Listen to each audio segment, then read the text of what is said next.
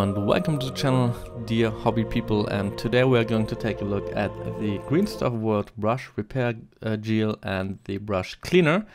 And yeah, as you see, I have a couple of very mistreated brushes here. It's just a manner of, for me, basically to test them out and to see what kind of stuff I could do with brush cleaner and the repair gel. Yeah, these brushes, as you can see, suffered heavily. Like cleaning brushes and maintaining brushes is something I had to learn over the years. These are kind of older brushes, and as you see, they are really, yeah, in bad shape. Either they contain still a bit of color, or they're just broken tips, or both of it together. And yeah, right now I'm going to try for you what this stuff of Greenstuff World is capable of. Short disclaimer up front, this is usually a German channel, but I tend to do my hobby stuff in English now as well, so I have a separate playlist for English videos, and they are getting more and more. So getting a bit closer here. So first of all, I'm not expecting real magic stuff happening here. Some of these are, even though they don't look like it, they are still good in shape. This one, for example, I can still paint with it. I just didn't clean it so nicely, so it kind of consumes a black color, but it's perfectly bendable and stuff like this. So let's start with the cleaner, and after that we're going to the brush repair gel. I don't even know. I think in English should be the same name, and at least for the brush cleaner, obviously, and the gel as well. It's basically repair liquid. Yeah, this one is obviously not repairable. It's not like that's completely gone. So but I just tried to do some different stuff here. So let's take a look at it. First of all, I need some surface where I can put the liquids on. So you could use anything suitable for that. I use this plastic stuff, starting with the cleaning. And Greenstuff World has actually a YouTube channel where you can watch the tutorial of how to use it. As a short disclaimer for the cleaning stuff, it is more meant to be like used while you're painting, right? So once you're done painting, you clean it in water, and after you pushed all the color out of it and the water cannot go any further in that regard, you go for the cleaning liquid, and then you go just through your hand. It's not chemical, it's completely fine, so it's not toxic or whatever.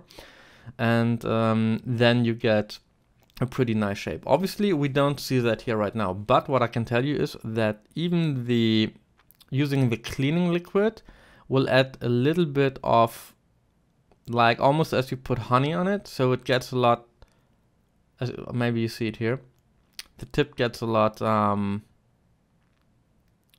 more in shape. Let's say it like this. And obviously that's a pre-stage. I have color here right now to see how does it work when I use color actually. So let's pretend we painted some orcs right now. That's orc, paper orc. Now, usually you have color on that. You go through your normal water cleaning. And we're only talking acrylic colors here, right? So oil-based colors were completely different. So that's just in regard of acrylic-based colors. And now you can actually finish off the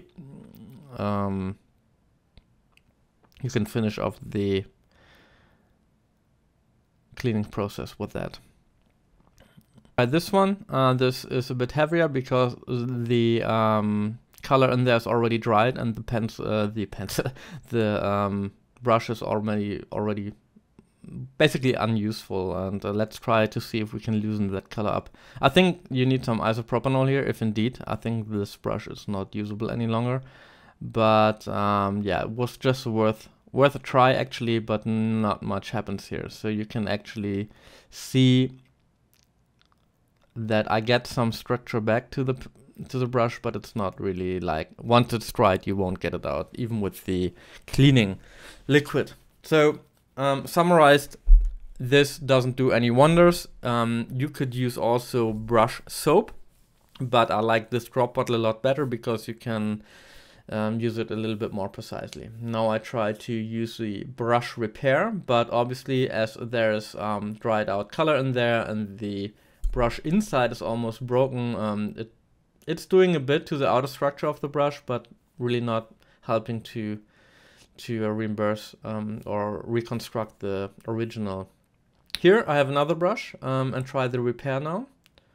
And as you can see, that brush is not completely broken and it's clean of color, and then I actually get my tip back.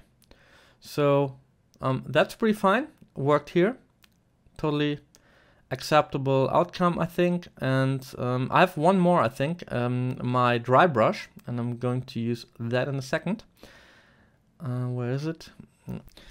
Here it is, the dry brush I used. I recently used it for a black, no, not particle, let's see, pigment colors. Now I use water and I use the cleaning liquid. And as you can see, the water was already done and the cleaning liquid really succeeds in getting the last dirt out of it and the last bits of color out of it.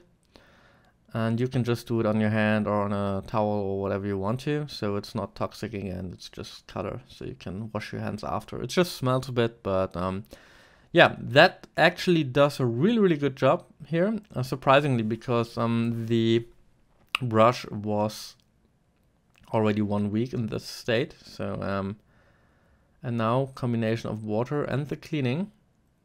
Like the cleaning liquid really gets a lot more out of this brush than the water does. So there's a 10 out of 10 for me for this. And as you can see, I could continue like this, but let's see what the repair does now. It's almost perfect. That's no any more color coming out of this. And now let's repair it.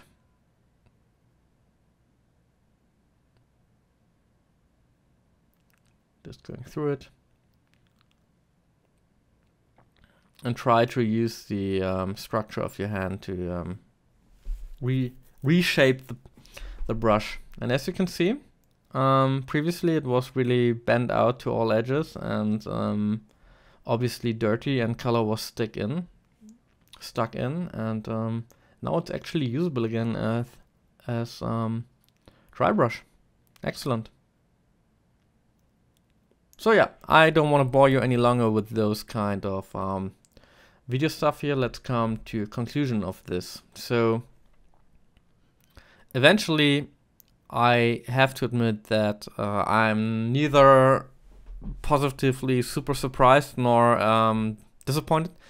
It really does the job, but I think you should use it like precautious, like when you paint, you go clean your paintbrush or your brushes in the water, and then you use the cleaning liquid. And once you've done that, it's like to you prevent the brushes from getting any serious damage and keeping them clean. You could use any, like literally any brush soap, but this one I like because it comes in like this drop bottles, which makes it a lot more dosable, if you know what I mean. And the brush repair liquid, obviously it can't do any magic, but eventually I have to say the brushes with minor issues on the tips, like, you know, a hair here, a hair there, and that was easy repairable. I tried them all here. But if you have major damage on your brush already, this stuff won't save your brush. I think that's pretty much clear. And it can't do any magic, but for the purpose of small reparations on brushes which just suffered slightly damage or due to wrong storage or whatsoever, you can actually repair and save your brushes. But if you go below or above a certain level of destruction, like saying if you have a lot of hardened color in your brush and it already bends, or the hairs of the brush already go in all 3 or 4 directions or all directions possible, you won't save your brush with this. So that said, I think I can recommend it for the purpose I just told you. Use it as a like to prevent major damage or to prevent your brushes from soaking up too much color. because sometimes with water you don't get them 100% clean, but with the soap you will actually do it, but you have to do it on site, like directly after painting, not like 1 or 2 or 3 hours later, and that's about it.